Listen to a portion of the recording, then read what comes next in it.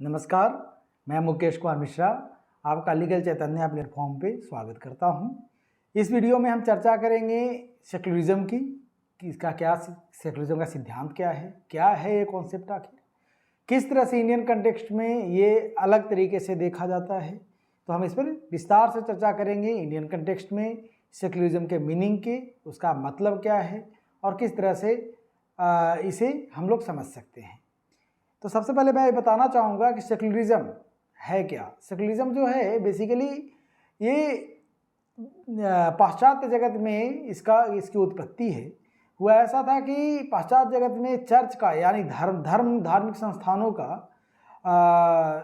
राज्य के नीति निर्धारण में बड़ी महत्वपूर्ण भूमिका होती थी। और मैं ऐसा कहूँ कि चर्च ही बहुत सारे महत्वपूर्ण निर्णय को लिया करता था और राजा पर उस पर इम्पोज किया करता था, राजा को बाध्य किया करता था कि उन सब नीतियों को आम जनता पे लागू किया जाए। कालांतर में हुआ कि ये फिलॉसफी जो थी कि धर्म ही सर्वोच्च है को वहाँ के पाश्चात्य जगत के लोगों ने, बुद्धिजीवी वर्ग ने इसको चैलेंज किया, इसको चुनौती दी और धीरे करके सेक्युलरिज्म का कॉन्सेप्ट डेवलप किया गया। नॉर्मली ये हर एक कंट्री में अलग अलग तरीके से समझा जाता है। कई कंट्री में जो कॉमनली इसका मीनिंग है, जो आम जनों के लिए इसका मतलब निकाला जाता है, उसे धर्म या पंथ के विरोधाभास के तौर पे इसको देखा जाता है। मगर इसको एक तरह से और देखा जाता है कि ये जो है धर्म को बिल्कुल डिसरिगार्ड करेगा। जो सेकुलर होंगे वो धर्म को डिसरिगार्ड करेंगे, मतलब धर्म की अवहेलना करेंगे, धर्म की किसी भी सत्ता को चुनौती देंगे या धर्म की सत्ता को मानने से मना करेंगे। ये कम्प्लीटली पाश्चात्य जगत का कॉन्सेप्ट था और अलग अलग कंट्री का अलग अलग तरीके से इसका इम्प्लीमेंटेशन हुआ, जैसा मैं पहले ही बता चुका हूँ। ये एक पॉलिटिकल, एक तरह से कहूँ कि सेकुलरिज्म का जो कॉन्सेप्ट है वो राजनैतिक दर्शन के तहत इसका एक तरह से उत्पत्ति हुई है।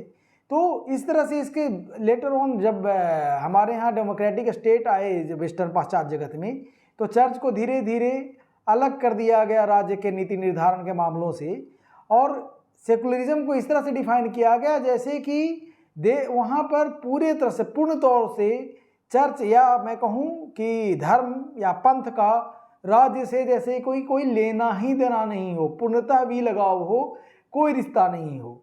इस तरह से सेकुलरिज्म के कंसेप्ट को पाश्चात्य जगत में डेवलप किया गया।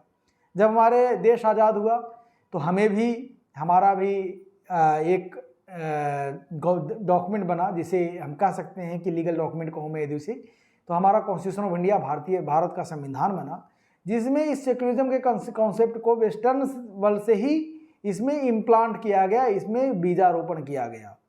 ऐसा नहीं है, अगर हम देखें तो हुआ है कि 42वें संशोधन के बाद सेकुलरिज्म या पंथ निरपेक्ष, अगर हिंदी में कहूँ, जो संविधान में पंथ निरपेक्ष ही कहा गया है, हिंदी के संविधान में पंथ निरपेक्ष शब्द को हमारे प्रियम्बल प्राकथन में, भारतीय संविधान के प्राकथन में उसे डाला गया 42वें संशोधन के बाद। तो लोगों को लगता है कि नहीं, 42वें संशोधन के बाद इस कॉन्सेप्ट को, इस सिद्धांत को हमारे कॉन्स्टिट्यूशन में लाया गया, जबकि ऐसा है नहीं। मैं बता दूं कि 42वें संशोधन से पहले हमारे यहाँ सेकुलरिज्म शब्द की, पंथ निरपेक्ष शब्द की भले ही डायरेक्ट तौर पे मेंशन ना हो, मगर केशवानंद भारती केस में माननीय सर्वोच्च न्यायालय ने यह मान लिया था कि जो ये सेकुलरिज्म है, जो पंथ निरपेक्षता है, वो हमारे भारतीय संविधान के मूलभूत संरचना का भाग है।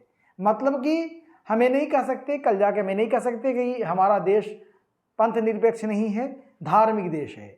अगर ऐसा हम कहेंगे तो हम मूलभूत संरचना की अवहेलना करेंगे संविधान की। ऐसा हमारे माननीय सर्वोच्च न्यायालय ने केशवानंद भारती केस में ही कह दिया था। तो अब समझने की आवश्यकता ये है कि आखिर मैं बार बार पंथ निरपेक्ष कह रहा हूँ, धर्म निरपेक्ष क्यों नहीं।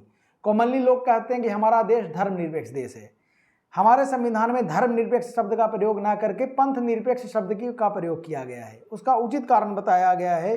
अगर हम देखें तो रिसेंटली हिजाब बैन केस में इस पर ऑनरेबल जस्टिस गुप्ता ने बहुत डिटेल में, बहुत विस्तृत चर्चा की है, जहाँ उन्होंने कहा है कि कैसे हमारा जो ये है सेकुलरिज्म है, वो पंथ निरपेक्ष शब्द का प्रयोग कर करके वेस्टर्न पाश्चात्य जगत के सेकुलरिज्म से अपने आप को अलग तरीके से स्थापित करने की कोशिश करता है। उन्होंने ऐसा कहा, इसी जजमेंट की बात करूं, इसी निर्णय की बात कहूं तो उन्होंने कहा कि धर्मनिरपेक्ष और पंथ निरपेक्ष में बहुत ही मूलभूत अंतर है। अंतर क्या है? अंतर यह है कि पंथ या सेक्ट से यदि मैं बात करूं तो ये ऐसी चीज़ों को सिंबलाइज करता है जिससे ये प्रतीत होता है कि सामने वाला व्यक्ति किसी पार्टिकुलर वे ऑफ लाइफ, जीवन के पद्धति को अपना रखा है, एक डिवोशन है, भक्ति है किसी पार्टिकुलर, किसी देवता के लिए, किसी विचारधारा के लिए या किसी एक ऐसे चीज़ के लिए भक्ति है, बिलीफ है, विश्वास है हमारा उसमें, तो उसको हम पंथ कहेंगे। मगर धर्म का बहुत वाइडर कॉनोटेशन है, धर्म को हम डिफाइन नहीं कर सकते, इसलिए अगर हम धर्मनिरपेक्ष कहेंगे तो मामला यहाँ पर ठीक नहीं रहेगा कानूनी तौर पे और फिलोसफिकल ग्राउंड पे, दार्शनिक तौर पे। तो धर्म का मतलब हमारा ये डिसाइड करता है कि वैसी सारी चीज़ें जो इंडिविजुअल, किसी भी जीवित या निर्जीव जीवित प्राणी के वेल बीइंग को या निर्जीव चीज़ हो, जैसे कि मैं कहूँ तो लॉ ऑफ नेचर को डिनोट करता है, उसके सैंक्टिटी को, उसके शुद्धता को बताता है। और कैसे बताता है कि ये चीज़ें, सारी चीज़ें जो धर्म होंगी, अगर मैं स्टेट के सेंस में बात करूं तो किस तरह से राज्य अगर धर्म की बात करता है, राज्य के संदर्भ में हम धर्म की बात करें तो राज्य धर्म जो होता है हमेशा वेल बीइंग अपने प्रजा का, उसके उद्धार के लिए धर्म, राज्य का काम, अगर मैं राज्य धर्म की बात करूं तो राज्य धर्म ये होता है कि प्रजा का उद्धार करे, उसका वेल बीइंग सुनिश्चित करे और उसको सस्टेन करे, उसको कैसे किस तरह से उसको जीवन जीने में उसकी मदद कर सके, हर एक राज्य का धर्म होना चाहिए। तो अगर हम धर्मनिरपेक्षता की बात करेंगे मतलब राज्य धर्म से हम राज्य को अलग कर देंगे, मतलब राज्य का कॉन्सेप्ट भी हमारे यहाँ खत्म हो जाएगा, तो हम धर्म निरपेक्ष नहीं कह सकते। इसलिए धर्म को डिफाइन करना तो हालांकि बहुत मुश्किल काम कहा गया है। जैसे मैं एक और अगर सर्वोच्च न्यायालय का निर्णय बताऊं तो उसका नाम है S Narayan Dikshitulu versus state of ये आंध्र प्रदेश, जिसमें धर्म के कंसेप्ट को डिफाइन करने की कोशिश की गई है। तो वहाँ ये कहें कि धर्म को हम लोग डिफाइन नहीं कर सकते। धर्म क्या है, इसको केवल एक्सप्लेन हम कर सकते हैं। एक्सप्लेन कैसे करेंगे? जितने भी लिविंग बीइंग हैं उनके कैसे अपलिफ्टमेंट किया जाए, कैसे उसका उद्धार किया जाए, हम इस पर चर्चा करेंगे। कैसे उनका वेलफेयर किया जाए, कैसे उनका सेफ्टी और सिक्योरिटी को मेंटेन किया जाए, इस तरह की बातें धर्म में होंगी अगर हम राज्य स्पेसिफिक धर्म की बात करें तो। अब हम इसका कॉन्स्टिट्यूशनल मीनिंग क्या होगा, संवैधानिक महत्व या संवैधानिक मतलब क्या है अगर हम धर्म की बात करें तो संवैधानिक मतलब होता है राजधर्म, मतलब कॉन्स्टिट्यूशनल लॉ। अगर मैं बात करूं राजधर्म की तो होता है कॉन्स्टिट्यूशनल लॉ, मतलब रूल ऑफ लॉ, मतलब कानून का ही राज होगा, इसमें और किसी चीज़ का राज नहीं होगा। अगर हम धर्म राज्य की बात करते हैं तो ये इसका मेन मतलब यही होता है। इसके अलावा यदि मैं बात करूं तो धर्म का क्या मतलब होता है, कोई भी ऐसा कर्म छोटा हो या बड़ा हो मतलब नहीं होता है जो कि स्वार्थ से परे हो और परमार्थ के हित में किया गया हो, उसे धर्म कहते हैं। तो अगर हम कहेंगे कि हमारा राज्य धर्मनिरपेक्ष है या हमें धर्मनिरपेक्ष होना है तो मतलब हम अपने सारे ड्यूटीज, सारे रिस्पॉन्सिबिलिटीज को अलग करके खड़े हो जाएंगे और बिल्कुल मशीन की तरह जीवन जीना शुरू करेंगे। इसीलिए हमारे यहाँ जब 42वां संशोधन लाया गया संविधान का तो धर्मनिरपेक्ष को ना लिख करके पंथ निरपेक्ष को लिखा गया है। ये बहुत लोगों को पता नहीं है, मगर हाँ ऐसा है। तो अब हम समझते हैं कि भारतीय संदर्भ में, भारतीय संविधान के संदर्भ में सेकुलरिज्म का मतलब क्या है, पंथ निरपेक्षता का मतलब क्या है। पंथ निरपेक्षता का मतलब है सर्वधर्म समभाव। हम सभी धर्मों को एक भाव से देखेंगे, किसी का फेवर नहीं करेंगे मगर सबका सम्मान करेंगे। सबके जितने भी धार्मिक तौर तरीके हैं जीवन के, सबको की सुरक्षा की जिम्मेदारी स्टेट को दी गई। वैसे सारे तौर तरीके जो धर्म के लिए मैं कहूँ महत्वपूर्ण हैं, इसेंशियल रिलीजियस प्रैक्टिसेस हैं, उनको स्टेट प्रोटेक्ट करके रखेगी, ठीक है ना। सोशियल अगर मैं बात करूं, धर्म का भी बहुत सारे तौर तरीके होते हैं, उसमें बहुत सारे पार्ट होते हैं। राजनीतिक पार्ट होता है अगर मैं कहूं तो, वैसे ही आर्थिक पक्ष होता है, वैसे ही सामाजिक पक्ष होता है। ये सबको रेगुलेट करने का, इसको रिस्ट्रिक्ट करने का अधिकार स्टेट के पास है। मगर हमारे संविधान ने स्पेसिफिकली हमारे धर्म के उस पहलू को प्रोटेक्शन दिया है, सुरक्षा दी है, जिसको हम कह सकते हैं कि बहुत ही एसेंशियल है, बहुत ही महत्वपूर्ण है हमारे धार्मिक जीवन शैली के लिए। तो हमारा संविधान धर्म को राज्य से अलग नहीं करता है, राज्य को कहता है कि सभी धर्म की सुरक्षा समान भाव से करो, सर्वधर्म समभाव की उसको लाओ, भाव को लाओ।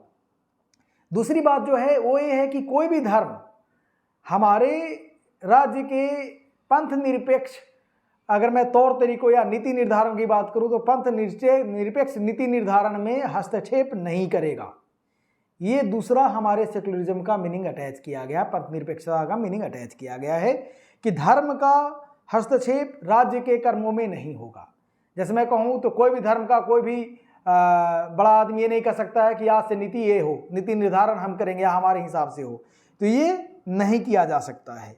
इसके बाद क्या किया है हमारा तीसरा, कि किसी भी व्यक्ति विशेष को, किसी भी संस्था को, किसी भी व्यक्ति को धर्म या उसके विश्वास या उसके फेथ या उसके रिलीजियस प्रैक्टिसेस की वजह से डिस्क्रिमिनेट हम नहीं करेंगे, भेदभाव हम नहीं करेंगे।